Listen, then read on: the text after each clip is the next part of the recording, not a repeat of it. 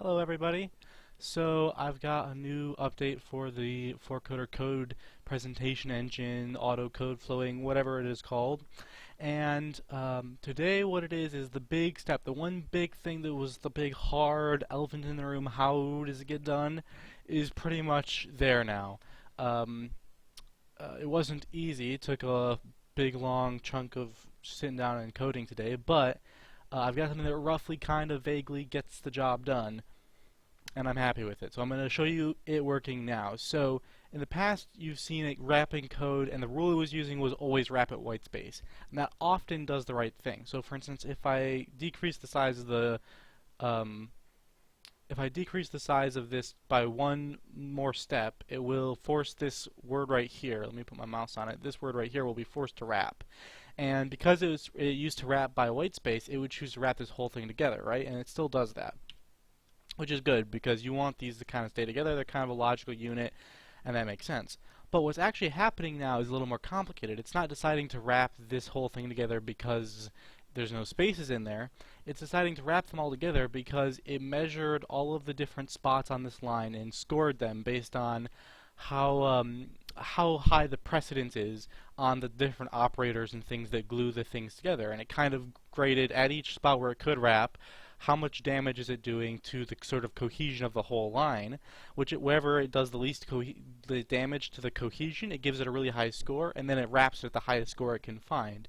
It also has some other rules about trying to make sure that while it's picking a high score, it's also picking one that is giving you a decent amount of wrap, so it won't like pick something that only saves one character worth of pixels if there's a slightly worse score, but that gives you a much better space savage on the wrap. So it prefers things that are farther to the right too. So let me demonstrate that.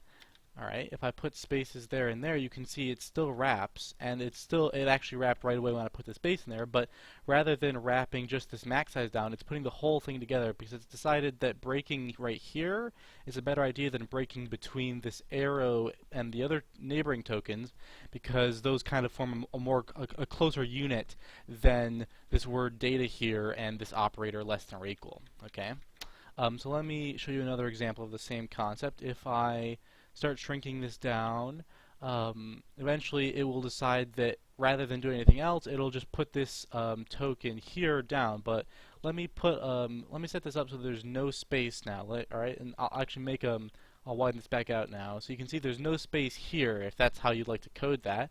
And then as you shrink it down, it will still decide to wrap at that point between those tokens, right? So now, not only does it wrap not based on white space alone, but it also will wrap right between two non-white space characters based on where the tokens are.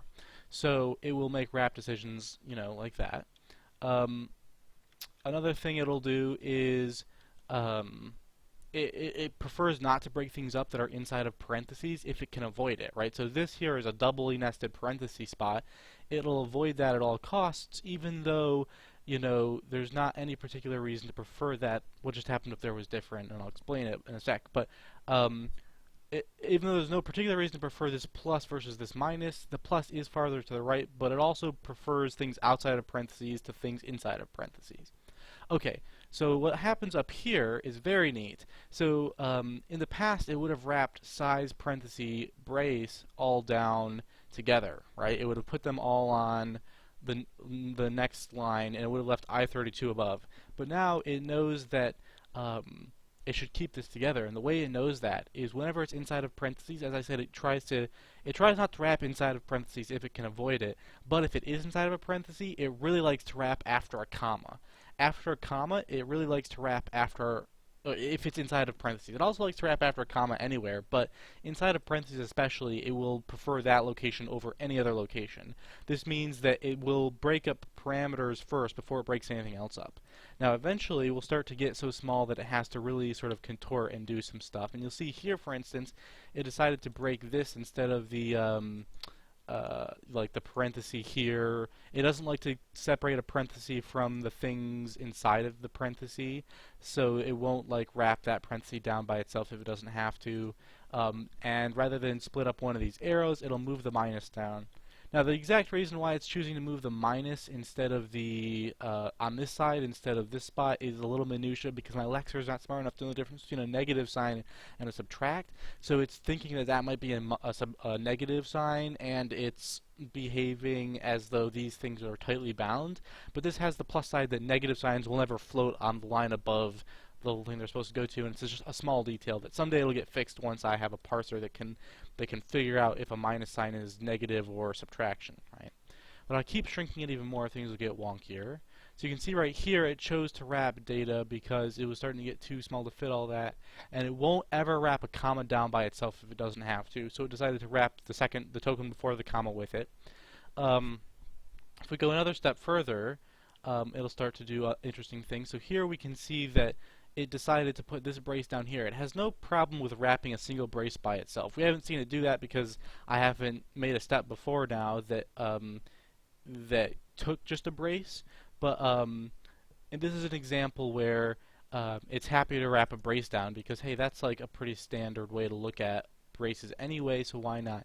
If you really hate to see your braces do that, what I'll eventually have is a customization that says, look, there are some certain rules about how we define how to score wrapping points, and if you don't ever want it to wrap before a brace, you can say that. You could also make the rule that it very regularly wraps before braces, or possibly maybe at some point I'll even make the rule that it always wraps before braces. That way you can have this style even if the code isn't written in this style, right? If I go again, you can see that now it's putting all of the parameters on this line rather than spreading them out, which I wish it would do that here, but it's not quite that clever. But hey, you know, it's doing pretty good. It struggles when the columns get this narrow, but you know, this is probably more narrow than you regularly need. So I'm hoping that this serves most needs. Anyways, thank you for following along. This project is almost ready to come together. I got the whole sort of functionality in place. I'm just going to tighten the bolts down on it and then spend a week sort of filling out some small requests that I've built up that I haven't done yet and making sure that it's usable. And there will be a version with this built in very soon.